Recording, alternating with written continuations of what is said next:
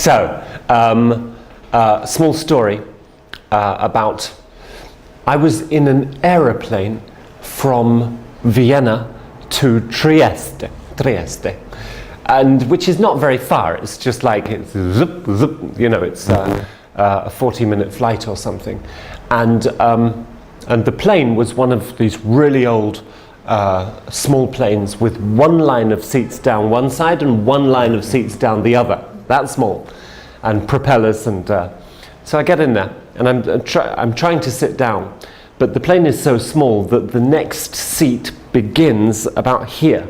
Yeah, so I'm like a concertina trying to get into this seat, and next to me on the left there's an Italian gentleman, yeah, who is quite small, and he's sitting there elegantly in his elegant Armani suit and his beautifully turned out leather shoes, and he just looks brilliant, and as only the Italians can, and perfectly coiffured, and he's about 55 years old or so, and and he's looking at me having a lot of fun, and he says, "Hey, why don't you try it like this? If you like, you can put your leg over here on my side." And I look at him and I say, "You're having fun, aren't you?" He says, "Yes, it's not very often I can have fun like this. I am small and you are tall, and I have a beautiful, perfect seat, and you are suffering many, many, many pain.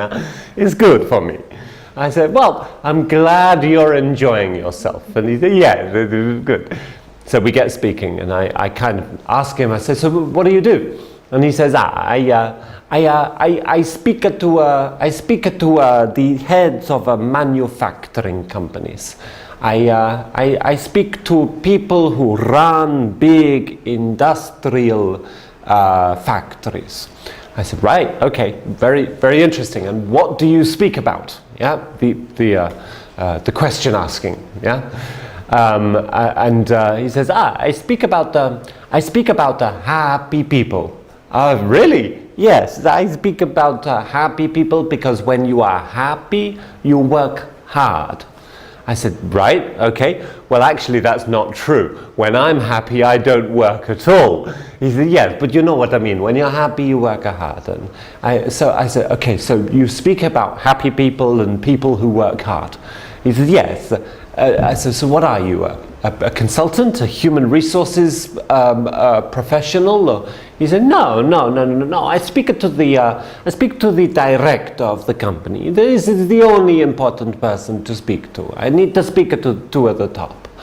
And I said, "Yeah, but what do you do? Are you a consultant? Do you manage systems and processes of how to increase employee engagement?" He said, No.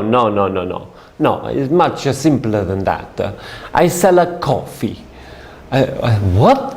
He says, "I sell a coffee. You know coffee? You know illy coffee?" I said, "Illy coffee? Yes, of course I know illy coffee. Yeah, I sell illy coffee. Illy coffee, very good coffee." I said, "I know it's very good coffee. It's brilliant coffee." He says, "So I take my coffee and I say, 'You have a coffee in your company?' And they say, 'Yes.' And I say, 'Give me your coffee.' And they give me this little plastic cup with a bull with a horrible stuff inside.